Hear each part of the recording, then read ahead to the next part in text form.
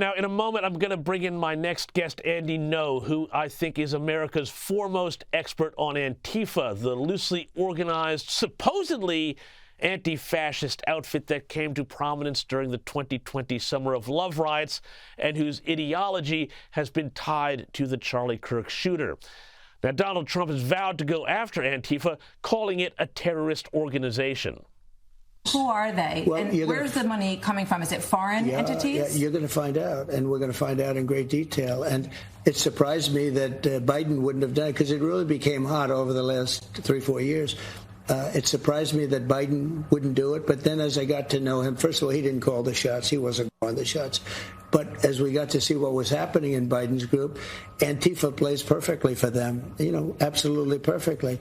But it's a terrorist organization, in my opinion, and we're going to find out. All those questions are going to be answered.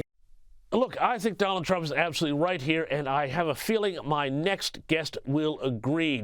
Journalist, documentarian, author of Unmasked, a book all about Antifa, and senior editor at the Post-Millennial, Andy Ngo joins me now. Andy, welcome back to the program. Great to have you back on Sky News. Now, first of all, before we get to the Charlie Kirk killing, I want to just get everybody on the same page about Antifa.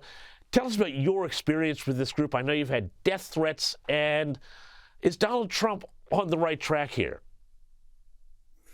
So since the statement that was released by President Trump yesterday, the gaslighting from the media has begun, and they are saying that Antifa is a figment of the far-right's imagination.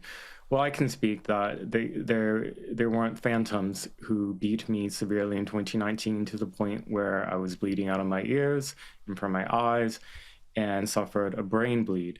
Those injuries were real.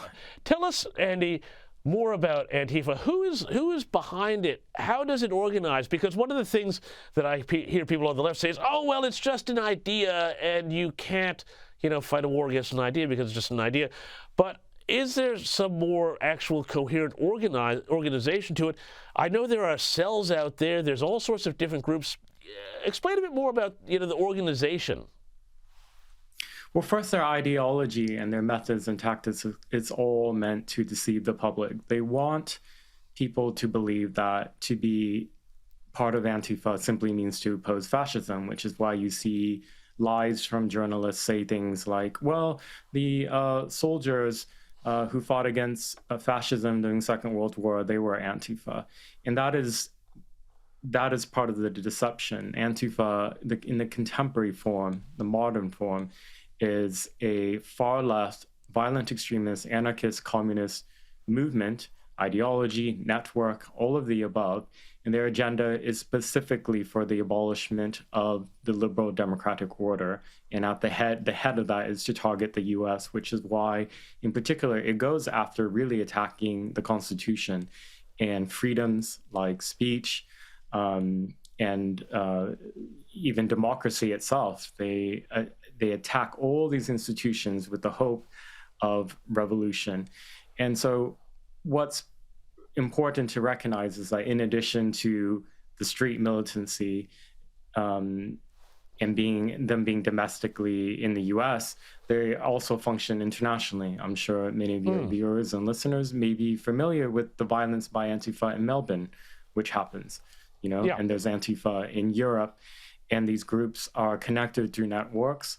And the next thing that needs to happen after this designation from President Trump is that the State Department needs to get involved and officially designate international Antifa as a terrorist entity and to sanction individuals who are involved in that, because there is information, tactics, flow, and training that is going in between the US and Europe, Canada.